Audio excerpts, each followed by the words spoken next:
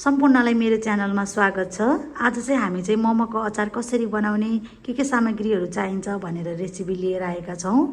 सबैभन्दा पहिला चाहिँ हामीले यहाँ चाहिँ टिमुर लिएका छौँ, त्यस्तै गरी चाहिँ धनिया लिएका छौँ र त्यस्तै गरी चाहिँ हरियो खुर्सानी र त्यस्तै गरी हामीले चाहिँ स्वादअनुसार नुन लिएका छौँ र त्यस्तै गरी हामीले चाहिँ तिल, भुटेको तिललाई लिएका छौँ।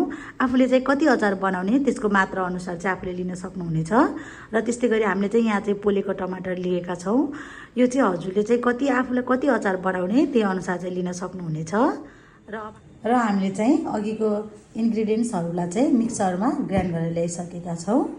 यसै गरी हामीले चाहिँ यो अचारलाई बाउलमा राखेका छौँ र यसको माथिपट्टि चाहिँ अब हामीले यो कागतीलाई चाहिँ निचोरेर राख्नुपर्छ।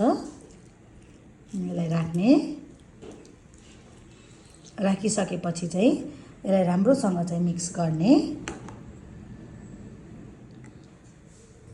यसै गरी अब भने मोमोको अचार रेडी भइसकेको छ र यसलाई चाहिँ अब हजुरहरूले चाहिँ तातो मोमोसँग सर्भ गर्न सक्नुहुन्छ। र यदि हजुरहरूलाई चाहिँ भिडियो राम्रो लागे, मन परेमा प्लिज लाइक, सेयर गरिदिनु होला भिडियोलाई र च्यानललाई सब्सक्राइब गरिदिनु होला। धन्यवाद।